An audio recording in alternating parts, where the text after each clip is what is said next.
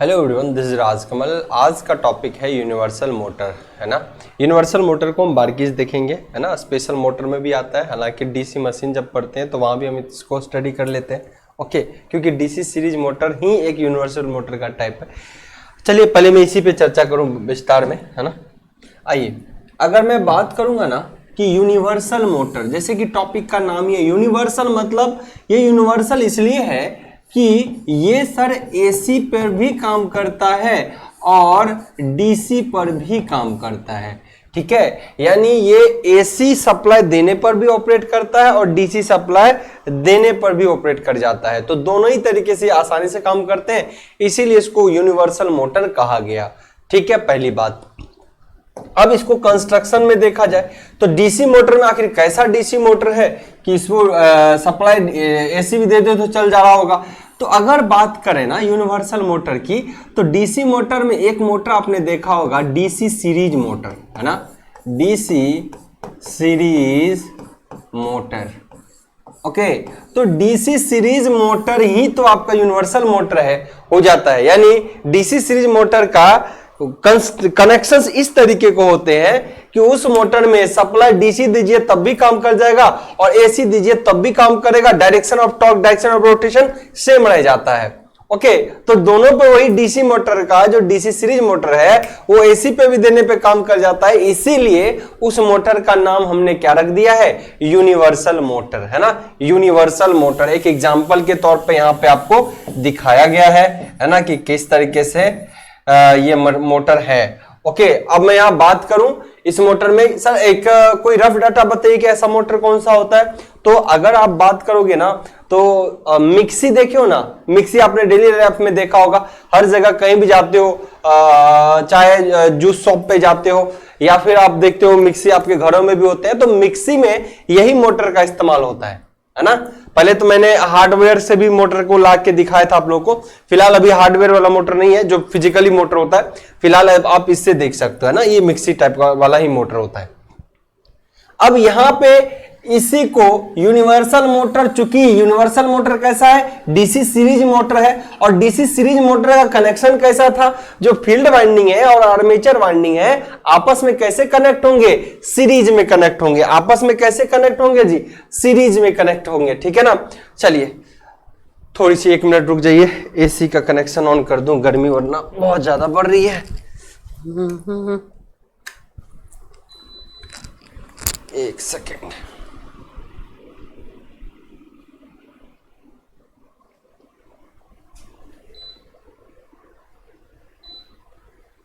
चल,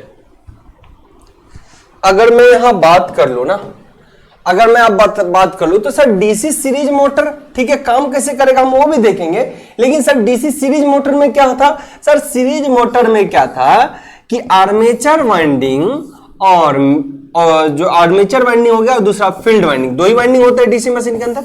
तो armature winding और फील्ड वाइंडिंग आपस में क्या कनेक्ट होंगे, सीरीज में कनेक्ट होंगे। आपस में किस में कनेक्ट होंगे जी, सीरीज में कनेक्ट होंगे, ठीक है ना। फील्ड वाइंडिंग और आर्मेचर वाइंडिंग आपस में किस में कनेक्ट होंगे, सीरीज में। यानी ये मोटर का, ये देखो मोटर के स्टेटर है, स्टेटर ये वाला हिस्सा कवर वाला जो दिख रहा है, ओके। और ये एक फील्ड के लिए बनाया गया, ये फील्ड, और एक नीचे में होगा फील्ड, है ना। दो फील्ड बनाए गए हैं और अंदर में आर्मेचर की वाइंडिंग होगी, ये जो शाफ्ट गया होगा उसमें आर्मेचर होगा, तो वो दोनों का कनेक्शन कहीं ना कहीं सीरीज में होगा, ठीक है। तो इसीलिए यहाँ पे एक बेसिक ओवरव्यू आपने देख लिया कि यूनिवर्सल मोटर ऐसा मोटर है जो एसी में भी काम कर रहा है, डीसी में भी काम कर रहा है। डीसी में ऐसा कौन सा मोटर था जी जो यूनिवर्सल एसी में भी काम कर सकता है, तो डीसी सीरीज मोटर में, यानी डीसी मोटर में हमने बहुत सारे क्लासिफिकेशन देखे, तो उसमें जो सीरीज मोटर है वो एक ऐसा मोटर है कि उसकी कनेक्शन जिस तरीके का होता है, अगर उसी कनेक्शन में हम एसी भी अप्लाई कर दें तो वो मोटर तब भी चलेगा और उसी डायरेक्शन में चलेगा, ठीक है ना।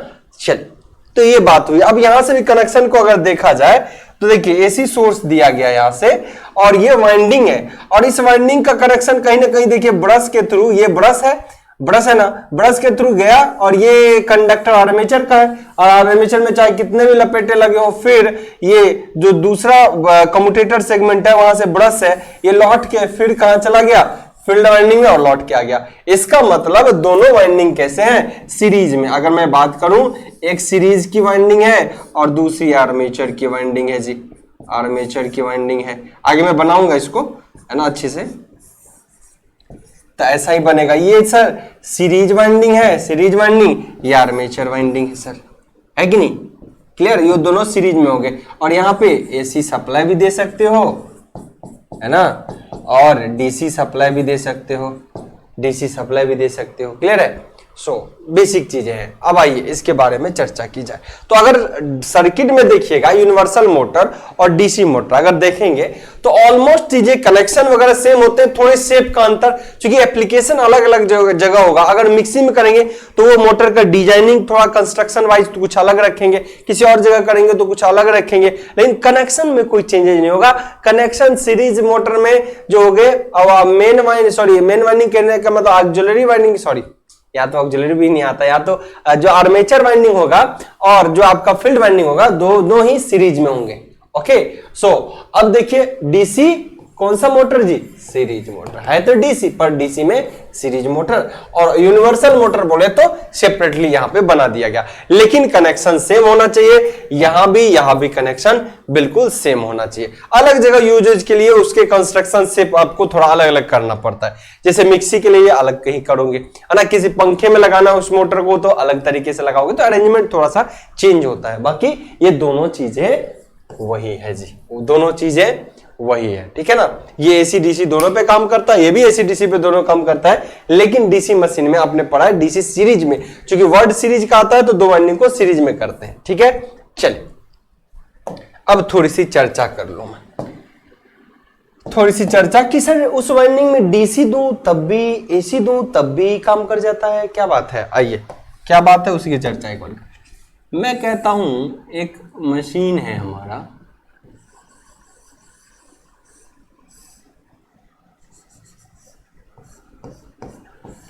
Carbon brush, then motor,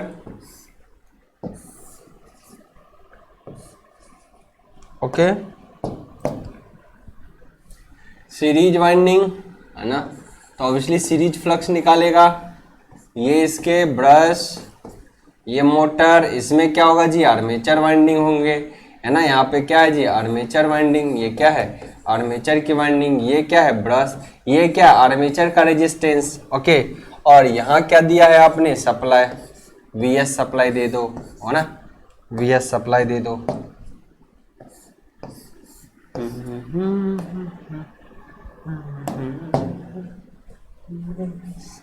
obviously sir यहां से करंट जाएगा, है ना। अगर यहां से करंट गुजरा सीरीज वाले फील्ड में तो यहाँ पे आईएससी नाम दे देते हैं। यहां से आर्मेचर होके करंट गुजरा तो नाम आईए देते हैं। जबकि पता है सीरीज मशीन के अंदर आपको एक चीज पता है, जो मेन करंट है वही सीरीज करंट होगा, वही आर्मेचर करंट होगा, कोई अलग थोड़े ना, ड्यू टू सीरीज। क्यों ऐसा हुआ? Due to series connection, series connection के कारण ऐसा हुआ है, आपको मिला है, ठीक है ना। अब आइए कुछ बात कर लेते हैं। सर इस मोटर को अगर सप्लाई दिया जाए तो आपको पता है कि ये रोटेशन प्रोवाइड करता है, ओमेगा घूमता है, है ना, साथ इसका घूमेगा सप्लाई देने से। तो क्या होता है सीरीज मोटर में आप पहले से क्या देते हो, यहां पर सप्लाई प्रोवाइड कर रहे हो तो करंट दे रहे हो, और दूसरा करंट देने के कारण सीरीज मशीन का ही फील्ड प्रोड्यूस होता है, ये फ्लक्स। तो जब किसी रोटर के अक्रॉस, रोटर कंडक्टर के अक्रॉस, जो रोटर का कंडक्टर यहां पे रहा होगा, है ना, रोटर का कंडक्टर रहा होगा, ऐसे दिखाता हूं, कंडक्टर के अक्रॉस एक तो फील्ड भी प्रोवाइड कर रहे हो, है ना, दूसरा करंट भी दे रहे हो। तो आपको पता है तीन चीज होता है ना सर, करंट, फील्ड और टॉर्क, है ना। अगर आप करंट भी दे रहे हो, फील्ड भी प्रोवाइड कर रहे हो, तो तीसरा एक्शन क्या होगा? रोटेशन का, टॉर्क का। तो यही होता है इस मशीन के अंदर। जब आपने करंट सप्लाई दिया और इसका फील्ड ऑब्वियसली यहां पे आ रहा है जी, इसका फील्ड ऑब्वियसली यहां पे आ रहा है इस मशीन को, क्योंकि कंस्ट्रक्शन में इसके करीब रहेगा ये, है ना। तो ये कौन सा? Series field. ऑब्वियसली इसको करंट मिल रहा है सर, आर्मेचर करंट भी मिल रहा है, तो दोनों के एक्शन से यहां पे टॉर्क डेवलप हो जाता है, टॉर्क डेवलप हो जाता है। तो बारी बारी से जब आप सप्लाई क्या करोगे, आपको डीसी मशीन के बारे में सब चीज पता होता है। जब व्हेन अप्लाई डीसी, जब आप क्या करते हो, व्हेन डीसी सप्लाई देते हो, क्या करते हो इसमें? डीसी सप्लाई देते हो तब क्या होता है, डीसी सप्लाई देते हो तो क्या होता है। एक्चुअल में ये तो क्या है, सर्किट बनाया गया है डीसी मशीन का। अगर एग्जैक्ट फिगर देखोगे आप, एग्जैक्ट फिगर देखोगे तो ये ऐसा होता है मशीन में, है ना, दो पोल होते हैं, ये फील्ड वाइंडिंग है, ये कैसा वाइंडिंग है सर, फील्ड वाइंडिंग है। ओके, ये कौन सा है मशीन का, आर्मेचर वाइंडिंग है। ये कैसा वाइंडिंग है, आर्मेचर वाइंडिंग, सीरीज में है ना, ये यहां से कनेक्ट किया, आर्मेचर से होके गया, फिर फील्ड में होते हुए निकल गया। ओके, आइए अब मैं बात कर लूं, अगर आप डीसी अप्लाई करते हो तो डीसी अप्लाई करने से क्या हुआ मशीन में, यानी आपने कहीं ना कहीं करंट दिया है इसमें, है ना, आर्मेचर करंट दिया, साथ के साथ आपने फाई दिया, है ना, फाई सीरीज फील्ड दिया। तो दो अगर हो तो यहां पे टॉर्क डेवलप होता है, टॉर्क डेवलप होता है। ओके, बिल्कुल आपको पता होना चाहिए टॉर्क डेवलप होता है। मैं इसके बारे में लैंग्वेज भी आपको प्रोवाइड कर दूंगा। अगर आप देखोगे ना, यहाँ देखिए इसके बारे में पूरा लैंग्वेज है, सीरीज में कनेक्ट होता है, तो हर चीज को मैं समझा देता हूँ, लैंग्वेज का इस्तेमाल आप यहाँ से करना, ठीक है ना। ओके, जब आपको पता है कि जब मशीन में फ्लेमिंग रूल के अकॉर्डिंग भी देखोगे तो क्या होगा सर, ऑलरेडी करंट आप भेज रहे हो, फील्ड भी वहां पे आप दे रहे हो, तो थर्ड वन एक्शन क्या होता है, टॉर्क का, और ये रोटेशन प्रोवाइड करता है ड्यू टू डीसी सप्लाई। अब यहाँ पे एक चीज और समझिएगा, चूंकि सीरीज में है तो डायरेक्शन ऑफ करंट और डायरेक्शन ऑफ फील्ड हमेशा सेम होगा, क्योंकि डायरेक्शन ऑफ जब सप्लाई फिक्स है तो पोल का, इससे जो पोल का निर्माण होगा वो हमेशा फिक्स होगा। यानी यहां पे बात समझिएगा, अगर डीसी मशीन है तो यहां पे एस है तो ये परमानेंटली एस होगा, यहां परमानेंटली एन होगा। क्यों, क्योंकि अगर डीसी सप्लाई हम करते हैं तो फिक्स हो जाता है पोल बनना भी और डायरेक्शन ऑफ करंट भी, ठीक है ना। आइए, तो यहां भी यही हुआ, और इन दोनों के कारण क्या रिजल्टेंट होता है जी, टॉर्क डेवलप होता है इस मशीन में, ठीक है, सीरीज वाले में। अगर मैं ये बात कर दूं when AC apply, when AC apply करता हूं तब क्या होगा, तब भी क्या ऐसा ही होगा जी। अब समझिए, अगर आपने मेजरमेंट पढ़ा है तो पता है आपको, मेजरमेंट में इलेक्ट्रोडायनामोमीटर टाइप इंस्ट्रूमेंट में यही तो था। इलेक्ट्रोडायनामोमीटर टाइप इंस्ट्रूमेंट में आप सप्लाई देते हो तो आपने क्या किया, चूंकि पीएमएमसी में क्या होता था, पोल फिक्स हो जाता था तो करंट अगर अल्टरनेटिंग दे देते थे तो वो पीएमएमसी में काम ही नहीं करता था। इसीलिए हमने क्या किया इस बार कि जब हम वाइंडिंग में मेन कोर में हमने करंट अल्टरनेटिंग देने का सोचा तो पोल पर भी वाइंडिंग कर दिया, ताकि पोल भी डायरेक्शन चेंज करे अपना, पोल का डायरेक्शन चेंज हो रहा था और कंडक्टर में भी करंट का डायरेक्शन चेंज हो रहा था, तो डायरेक्शन ऑफ टॉर्क फिक्स रह जाता था। यही तो है इलेक्ट्रोडायनामोमीटर टाइप इंस्ट्रूमेंट। तो अगर मैं बात करूं एसी अप्लाई करने की, तो यहां समझिएगा, एसी में मैं मानता हूं, आपको पता है जब एसी आप अप्लाई करोगे, एसी जब अप्लाई करोगे तो आपको वहां पर क्या क्या चीजों का सामना करना पड़ेगा सर। इसका डायरेक्शन मैग्नीट्यूड जो है लगातार चेंज करता है वोल्टेज अगर अप्लाई करता हूं। ओके, तो देखिए इस केस में क्या होता है, अगर आप यहां पर मान लो एक बार पहले केस में आप ऐसा करते हो कि इस मशीन में पहले केस में आप पहले यहां पॉजिटिव और यहां नेगेटिव अप्लाई करते हो। फर्स्ट केस में मैं कहता हूं पहले पॉजिटिव और यहां नेगेटिव। जब पॉजिटिव हाफ, यहां पे मैं बात करता हूं किसका, पॉजिटिव हाफ की,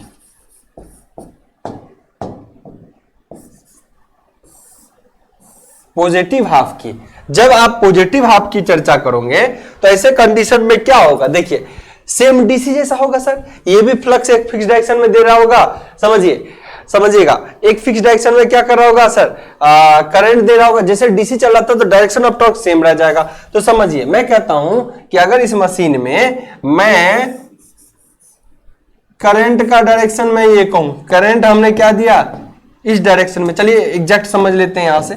मान लो आपने करंट दिया इस डायरेक्शन में, ठीक है, करंट दिया इस डायरेक्शन में और फील्ड दे रहे हो इस डायरेक्शन में, है ना। समझिएगा दो चीज, करंट दे रहा हूं सर इस डायरेक्शन में, फील्ड दे रहा हूं इस डायरेक्शन में, ये लो फील्ड वाला डायरेक्शन ये है फाई एसी। तो थर्ड वन एक्शन कहां मिला, आप अपने से बताओ सर। इस मोटर में करंट जा रहा है ऐसे और फील्ड का डायरेक्शन में दे रहा हूं ऐसा, पोल मान लो मेरा यहां पर होगा तो पोल का डायरेक्शन ऐसे, तो टॉर्क का डायरेक्शन क्या होगा जी, ऊपर की ओर, एक तरीके से कहां रहा है, ऊपर की ओर। आइए मैं ले लेता हूं ऊपर की ओर, मतलब रोटर घुमा, है ना, टॉर्क डेवलप हो गया। ओके, अब बात दूसरी रही, नेगेटिव हाफ की चर्चा कर लेता हूं। नेगेटिव हाफ की चर्चा कर लेता हूं। नेगेटिव हाफ में भी क्या घूमेगा या नहीं घूमेगा, क्योंकि दोनों कनेक्शन सीरीज में है। तो अब क्या हुआ, जब नेगेटिव हाफ की चर्चा करूं तो यहां माइनस और यहां क्या गया प्लस। तो जब उल्टे डायरेक्शन से भी करंट जाएगा तो देखिए क्या क्या उल्टा होगा जी, करंट उलट गया, करंट उलटा, ठीक है सर करंट उल्टा तो करंट पहले की तुलना में अब ऊपर की ओर जाने लगा, जो करंट नीचे की ओर जा रहा था वो ऊपर की ओर जाने लगा। ठीक है, आइए करंट का सिंबल भी इसी डायरेक्शन में देना पड़ेगा ताकि आपको अच्छा लगेगा देखने में, सेम चीज। अब फ्लक्स किधर जा रहा है, जैसे सर पहले जहां पे करंट में किसी पोल पे, ये देखिएगा मैं कहता हूं यहां पे आपने करंट पहले इधर से दिया तो यहां एन पोल बना, यहां एस पोल बना। ओके, अब करंट आप इधर से दे रहे हो तो यहां फिर क्या एन बनेगा और यहां क्या बनेगा एस, उल्टा हो जाएगा। सिमिलरली डायरेक्शन ऑफ करंट आपने चेंज किया तो फील्ड भी चेंज हो जाएगा जी, फील्ड भी चेंज हो जाएगा। तो आप बताइए जो फ्लक्स उधर जा रहा था वो किधर चले जाएगा जी, फ्लक्स का डायरेक्शन हो जाएगा फाई सीरीज वाला ये, और करंट बेचारा ये आर्मेचर करंट। अब थर्ड वन एक्शन जो होगा सर, थर्ड वन एक्शन होगा जो ग्रीन कलर का टॉर्क, वो किधर जाएगा। अब समझिए पहले वाले में जब फ्लक्स उधर करंट इधर तो टॉर्क ऊपर है ना, टॉर्क मतलब जिधर से मशीन घूमेगा। दूसरे कंडीशन में दोनों को बदला गया, क्यों, सप्लाई पोलैरिटी चेंज हुई तो दोनों बदल गए। दोनों कौन कौन बदला सर, डायरेक्शन ऑफ करंट उल्टा हुआ, ठीक है, और ये बदलता नहीं तब तो टॉर्क उल्टा हो जाता, लेकिन ये भी तो बदल रहा है, डायरेक्शन ऑफ करंट भी तो आपको पता है बदल रहा है ना, क्योंकि करंट का डायरेक्शन में बदला तो सर डायरेक्शन ऑफ करंट बदल दिया। सुनिए सुनिए पहले चीजों को समझिए, हाथ को ठीक से घुमाना पड़ेगा। देखिए डायरेक्शन ऑफ करंट फ्लक्स तो टॉर्क ऊपर।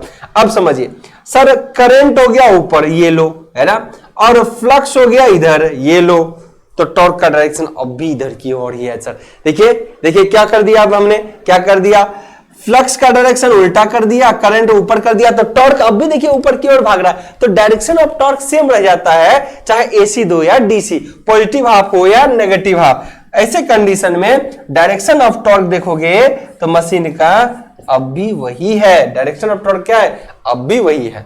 इसीलिए मोटर चाहे डीसी सप्लाई दो या एसी, दोनों ही कंडीशन में आराम से काम कर लेता है, दोनों ही कंडीशन में आराम से काम कर लेता है। इसीलिए तो इसका नाम रखा गया यूनिवर्सल मोटर, इसीलिए इसका नाम रखा गया यूनिवर्सल मोटर।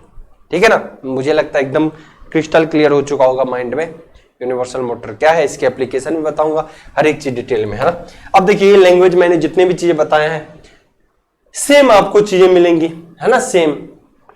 अब एक चीज आप समझिएगा लैंग्वेज में मैं बता दूं, if the field winding is connected in series with armature winding, बिल्कुल आपको पता है दोनों field winding armature winding series में कनेक्ट हो तो क्या होता है, DC series motor. Okay, now the current passes through the series winding is same as the armature current. जो करंट यहां से गुजरेगा, मैं अगर सीरीज करंट यहां नाम रख दूं और यहां आर्मेचर भी रख दूं तो कोई फर्क नहीं है, दोनों तो है बराबर, क्योंकि सीरीज में है, दोनों करंट क्या होगा बराबर। नाम चाहे अलग रख दो, वाइंडिंग के पास जहां जो करंट गया उसका नाम रख दिया, कोई बात। Therefore, the series field winding has fewer turns of thick wire than the shunt field winding. अब समझिएगा, कहते हैं कि जो सीरीज वाइंडिंग होगी ऑब्वियसली आपको पता है इसमें टोटल करंट गुजारना, फील्ड वाइंडिंग में वोल्टेज ड्रॉप कराने की कोशिश करते हैं क्या, नहीं। तो ऑब्वियसली इस वाइंडिंग का resistance as soon as possible, जो सीरीज वाइंडिंग का ये क्या होना चाहिए, कम से कम ऐसा वाइंडिंग जिसका रेजिस्टेंस कम से कम हो, क्योंकि टोटल करंट हम कहां चाहते हैं, आर्मेचर से गुजारने का, और इसके सीरीज में है तो रास्ता में कोई वोल्टेज भी ड्रॉप नहीं कराना चाहते। तो वोल्टेज ड्रॉप नहीं कराना होगा तो इसके लिए क्या होगा, ये जो आई आर है इसमें आरएसएच को इतना कम कर दो, सॉरी आरएससी को इतना कम कर दीजिए कि यहां का वोल्टेज कम से कम ड्रॉप हो, जितना वोल्टेज दिया उसी वोल्टेज वही वोल्टेज मोटर को मिले। ठीक है सर हमने कर दिया। तो यहां का जो वाइंडिंग, ये जो वाइंडिंग है उसका रेजिस्टेंस क्या होना चाहिए, कम से कम। अगर रेजिस्टेंस वाइंडिंग कम से कम होना चाहिए, बताइए किसी वाइंडिंग का रेजिस्टेंस अगर कम से कम हो, किसी तार का प्रतिरोध जितना कम हो, उसके लिए उसका तार जो है मोटा होगा या पतला। सर अगर कोई तार में प्रतिरोध कम होगा तो वो तार ज्यादा मोटा रखा जाता है, तब ना उससे ज्यादा करंट जाएगा। आप समझिए, दिमाग में समझिए, जो आपके घर में एसी या फ्रिज होगा उसका तार मोटा होगा, जो पंखा या बल्ब होगा उसका तार बहुत पतला होगा। इसका क्या रीजन है, जो मोटा तार होता है उसका प्रतिरोध कम होता है, इसलिए उसमें बहुत ज्यादा करंट जाता है, इसलिए तो बहुत ज्यादा करंट खाता भी है वो। और जो पंखा है इसमें करंट बहुत कम जाता है, जैसे 0.5 एम्पियर भी नहीं जाता है ना। तो ऐसी कंडीशन में क्या होता है आपका, ऐसे कंडीशन में ऐसे कंडीशन में आपको क्या मिलेगा कि आपका करंट का जो वैल्यू होगा वो क्या होगा, पतले तार में कम जाएगा और मोटे तार में ज्यादा जाएगा। तो ये दोनों में डिफरेंस हो जाता है, ठीक है ना। तो इस तरीके से आप इसके वैल्यू को आसानी से देख सकते हैं। और ये आर्मेचर तो हमेशा, तो इसके बारे में क्या बोला गया सर, थीन वायर है। क्या है जी, thick wire, not thin, thick wire होना चाहिए। थिक वायर मतलब मोटा, नॉट पतला, ठीक है, मोटा। थिक मतलब मोटा और थीन मतलब पतला। इसको सी के कर लो, ठीक है ना। एक सेकेंड, इसको आप प्रॉपरली थिक वायर है ना, मोटा तार होता है, ठीक है ना। चलिए ये भी बात हो गई। Now also therefore the field winding will be process low resistance than the armature winding. Okay, obviously जी यहां का जो फील्ड वाइंडिंग होगा इसका प्रतिरोध क्या होगा, बहुत कम। इवन आर्मेचर वाइंडिंग का जो रेजिस्टेंस होता है उनसे भी कम। आर्मेचर वाइंडिंग का जो रेजिस्टेंस होता है वो उनसे भी कम जी, उनसे भी कम जी, ठीक है। आई होप सो क्लियर है। यही है। अगर एग्जैक्ट फिगर आप बनाओगे तो सीरीज का ऐसे भी दिखा सकते हो। कई फिगर हमने दिखा दिए, ये भी एक पार्ट है सीरीज का जी, है ना। ये कैसे कनेक्टेड है सीरीज में, अगर डीसी सप्लाई देंगे तो कैसा होगा, एसी में पोल चेंज कर देगा। कभी भी ध्यान रखना, परमानेंट पोल नहीं होता, ये भी ध्यान रखना। कभी आप सोचोगे एनएस है यहाँ पे फिक्स है, परमानेंट पोल। अगर मैं बात करूं तो ये क्या है, परमानेंट पोल नहीं है। परमानेंट पोल क्या है जी, नहीं है। यहाँ पे हम करंट की सप्लाई देके पोल का निर्माण करते हैं, दैट इज इलेक्ट्रोमैग्नेट। ये कैसा पोल है जी, इलेक्ट्रोमैग्नेट पोल। इसी को बोलते हैं क्या, इलेक्ट्रोमैग्नेटिक पोल। इसी को क्या बोलते हैं, इलेक्ट्रोमैग्नेटिक पोल्स। ओके, चल ना, फिर वही बात, जब आप इस मशीन को डीसी सप्लाई दोगे तो क्या होता है, जब इस मशीन को एसी सप्लाई दोगे तो क्या होता है। मैंने लैंग्वेज भी दिया, इसको आराम से आप लोग डिस्कस कर सकते हो। डिस्कस क्या, मैं हर एक चीज बता रखा हूं, बस लैंग्वेज में अगर लिखने की जरूरत पड़े तो आसानी से आप लिख सकते हैं, ठीक है ना। I hope so. कोई नहीं, अगर किसी को स्क्रीनशॉट भी लेना है आप बेशक स्क्रीनशॉट ले सकते हो, एक एक चीज क्रिस्टल क्लियर होगा। Okay, now the main features, आखिर इस मोटर को क्यों ऐसा बनाया गया कि यूनिवर्सल मोटर की भी नीड होगी। अगर सर वो डीसी सीरीज मोटर ही था तो फिर यूनिवर्सल मोटर बनाने की क्या जरूरत हुई अलग से कुछ, या इसका नाम भी देने की क्या जरूरत थी कि अगर डीसी पे ही प्रॉपर काम चल रहे थे तो एसी को अलग से देने की क्या जरूरत पड़ गई, या इसको अलग सेपरेट करने का, या कुछ डिफरेंट कंस्ट्रक्शन थोड़ा बनाने की, कनेक्शन तो वही रहेगा पर कुछ डिफरेंट करने की क्या ऐसी नीड हो गई। तो इसके कुछ फीचर हो जाते हैं। The following distinctive property of the universal motor, ये जो है कुछ अलग प्रॉपर्टी है इस यूनिवर्सल मोटर का। ये मोटर ना बहुत हायर स्पीड को अचीव करता, बहुत हाई स्पीड इसमें अचीवमेंट हो जाती है इस मोटर का। तो they motor at a very high speed, they have high starting torque. आपको पता है सीरीज मोटर का स्टार्टिंग टॉर्क क्या होते हैं, बहुत ज्यादा। इसीलिए इलेक्ट्रिक ट्रेन में भी डीसी सीरीज मोटर का इस्तेमाल करते हैं। क्या करते हैं, इलेक्ट्रिक ट्रेन में भी डीसी सीरीज मोटर का इस्तेमाल होता है क्योंकि इसके टॉर्क बहुत ज्यादा होते हैं, है ना। Compact size and light weight, इसके साइज भी क्या होते हैं, कंपैक्ट होते हैं, छोटे होते हैं, और वजन भी बहुत ज्यादा नहीं होता। अब आप एक चीज ध्यान से समझिए कि आपको ही समझ रहेगा कि आज के डेट में भी क्या डीसी सीरीज मोटर ही इलेक्ट्रिक ट्रेन में इस्तेमाल करते हैं, तो नहीं, ऐसा नहीं है।